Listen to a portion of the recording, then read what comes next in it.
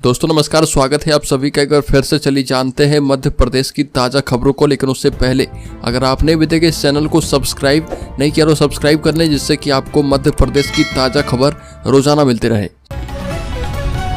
सबसे पहले खबर, राज्य में गर्मी का असर, भगवान की भी दिनचर्या बदली गई। एसी में राम भक्त हनुमान, कूलर में श्री कृष्ण और खाने में शीतल पेय पदार्थ ले रहे भगवान। गर्मी की शुरुआत होते ही ग्वालियर शहर के मंदिरों में भगवान के भोजन, वस्त्र और आरती के समय में बदलाव किया गया है।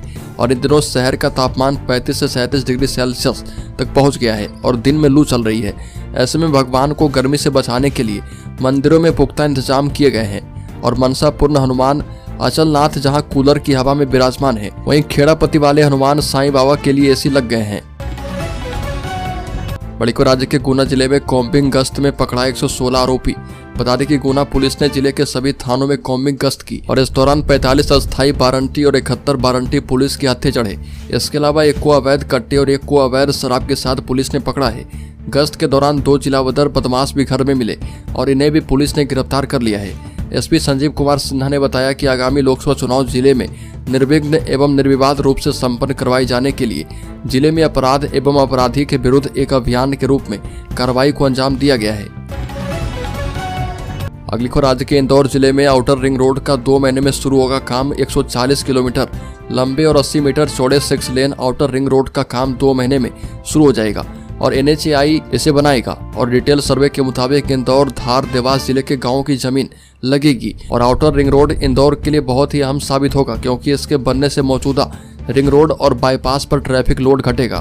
भारतमाला प्रोजेक्ट के तहत NH52 पर खंडवा से शुरू होकर बेटवा, सिपरा, डबल चौकी, सिमरोल होते हुए खंडवा के पास भरदला गांव तक यह रिंग बनेगी। बड़ी खबर, मध्य प्रदेश में अगले 4 दिन यानी 7 से 10 अप्रैल तक ओले बारिश का दौर रहेगा। 30 से 60 किलोमीटर प्रति घंटे तक की रफ्तार में आंधी चलने का भी अनुमान है और इसके चलते मौसम वैज्ञानिकों ने रेड, ऑरेंज और येलो अलर्ट जारी किया है। भोपाल में तड़के से ही बिजली कड़कने के साथ बूंदाबांदी हो रही है और मौसम विभाग के सीनियर वैज्ञानिक डॉक्टर वेद प्रकाश सिंह ने बताया कि 10 अप्रैल को सिस्टम ज्यादा स्ट्रॉन्ग रहेगा। अगली खबर, इंदौर खंडवा 4 लेन पर तीसरी सुरंग बारिश से पहले बन जाएगी। इंदौर खंडवा एदलाबाद 4 लेन पर तीसरी सुरंग बनाना शुरू कर दिया गया है और यह खंडवा तरफ 22 ग्राम के पास बनेगी। निर्माता एजेंसी ने बताया कि सुरंग के मुहाने तक कटाव का काम पूरा हो गया है और अब ब्लास्टिंग शुरू करने जा रहे हैं। 3 से 4 महीने में काम पूरा हो जाने की उम्मीद है। और बता दें कि इस रूट पर कुल 3 सुरंग प्रस्तावित की गई है। पहली 2 सुरंग का काम लगभग 90% हो गया है और केवल फिनिशिंग बाकी है। अब तीसरी का काम भी शुरू हो गया है। 22 ग्राम और चोरल के पहले बनने वाली तीसरी टनल के माध्यम से 500 पेड़ों को काटने से बचाया जाएगा। अगली खबर, भोजशाला के अंदर खुदाई शुरू, ASI टीम ने किले पर पहुंचकर देखा शिलालेख।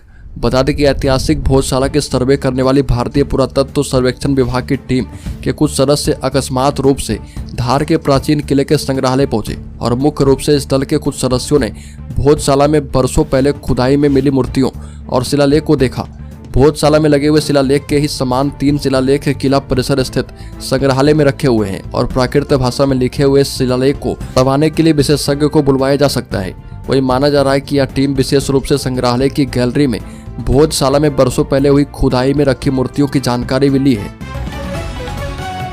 अगली खबर, MP बोर्ड के रिजल्ट का 16 लाख बच्चों को इंतजार। मध्य प्रदेश में बोर्ड एग्जाम के नतीजों का इंतजार 16 लाख बच्चे कर रहे। राज्य में करीब 1 महीने पहले तक चली बोर्ड परीक्षाओं के नतीजों का हर किसी को इंतजार है और MP में 10वीं बोर्ड की परीक्षा 5 फरवरी से शुरू हुई थी। वहीं बता दें कि मीडिया रिपोर्ट्स के मुताबिक MP बोर्ड एग्जाम का रिजल्ट 15 से 20 अप्रैल के बीच घोषित किया जा सकता है और MP में इस साल 10वीं और 12वीं दोनों को मिलाकर करीब 16 लाख बच्चों ने बोर्ड परीक्षाएं दी है। मध्य प्रदेश के खजुराहो सीट से कांग्रेस और सपा की प्रत्याशी मीरा यादव का नामांकन रद्द हो गया और नामांकन पत्र में त्रुटियों के कारण इसे रद्द किया गया, जिसको लेकर कांग्रेस ने बीजेपी पर गंभीर आरोप लगाए। और कांग्रेस के प्रदेश अध्यक्ष जीतू पटवारी ने कहा कि यह लोकतंत्र की हत्या है और उसके लिए बीजेपी मध्य प्रदेश ही पूरी तरह से जिम्मेदार और जवाबदेह है।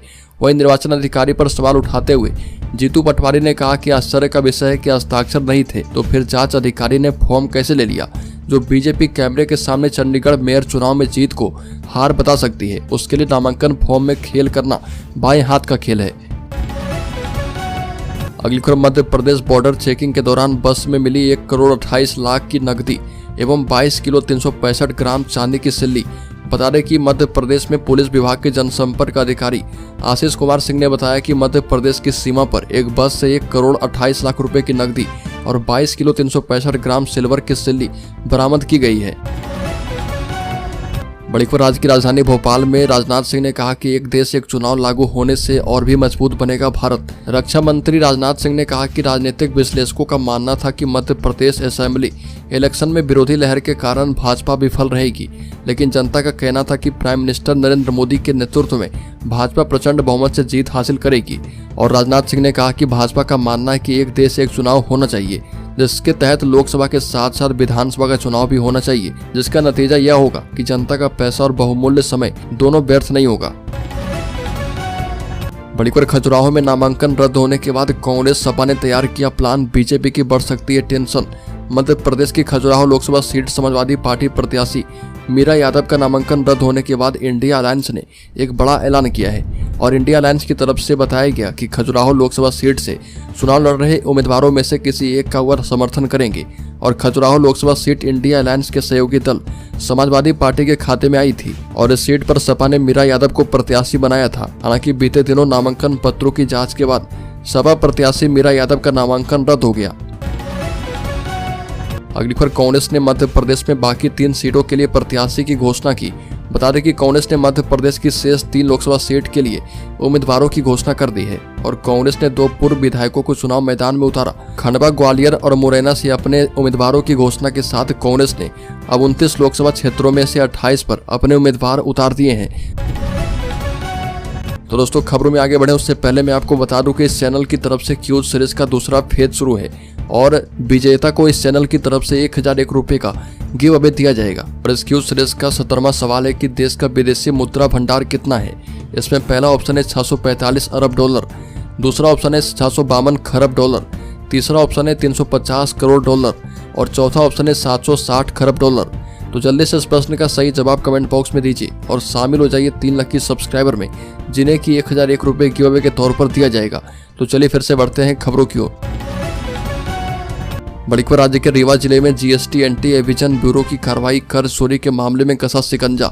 रीवा में जीएसटी एंटी एविजन ब्यूरो की टीम ने शहर की आधा दर्जन जगहों पर छापामार कार्रवाई की और टीम ने शिवानी ट्रंक स्टोर, अर्जुन नगर और सुधीर इलेक्ट्रॉनिक घोघर सहित इनके मकानों और अन्य संस्थानों पर रेड की। जानकारी के मुताबिक डिप्टी कमिश्नर उमेश त्रिपाठी के नेतृत्व में कर चोरी के मामले में एक कार्रवाई हुई है और पूरे मामले में टीम ने आधिकारिक तौर पर कोई जानकारी नहीं दी है, लेकिन इन कार्रवाई की वजह से जीएसटी चोरी करने वाले दूसरे व्यापारी में डर का माहौल जरूर निर्मित हो गया है।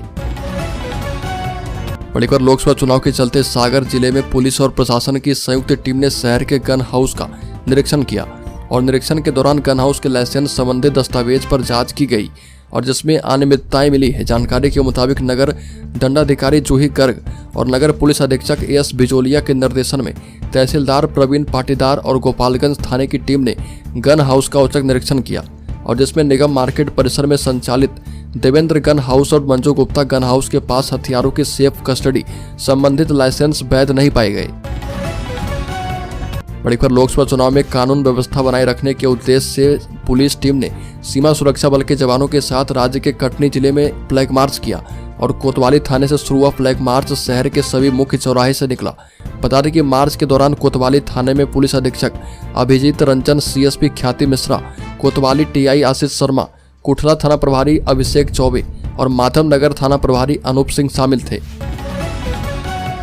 अगली खबर पांढुर्ना में सीएम मोहन यादव का कमलनाथ पर तीखा हमला, कहा कि कमलनाथ हेलीकॉप्टर घर पर उतारते हैं और किसी को उसमें बिठाया क्या।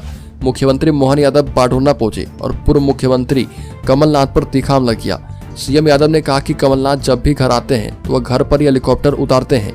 क्या आप लोगों को कभी हेलीकॉप्टर में बिठाया है? लेकिन प्रदेश सरकार ने ऐसी व्यवस्था की है कि पांढुर्ना में अगर किसी आवश्यकतामंद की तबीयत खराब होती है तो मेडिकल इमरजेंसी के लिए हेलीकॉप्टर से हायर सेंटर भेजा जाएगा।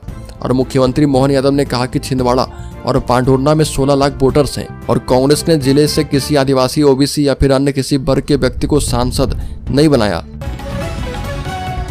बड़ी खबर इंदौर के कांग्रेस नेता रामकिशोर शुक्ला बीजेपी में शामिल उषा ठाकुर ने दिलाई सदस्यता। इंदौर के महू विधानसभा से चुनाव लड़ने वाले रामकिशोर शुक्ला ने फिर से भाजपा का दामन थाम लिया।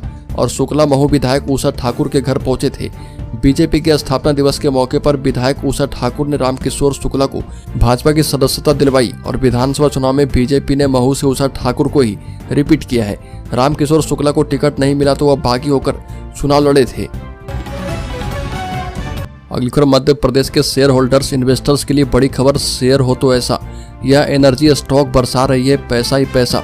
महज 6 महीने में ही Indian renewable energy development agency limited IREDA के शेयर अपने निवेशकों को मालामाल कर दिया है और इस अवधि में यह 194% का रिटर्न दे चुकी है, जबकि पिछले 5 सत्रों में यह 30% उछला है। अब सवाल यह है कि क्या स्टॉक अपने 214 रुपये के रिकॉर्ड उच्च स्तर पर पहुंच सकता है। तो बता दें कि Indian renewable energy development agency limited के शेयरों ने लगातार 5वें सत्र में बढ़त हासिल की है और यह सरकारी फाइनेंसर ने हाल ही में कहा कि उसने 2023-24 में 37,354 करोड़ रुपए की अब तक की सबसे अधिक लोन सैंक्शन किया है।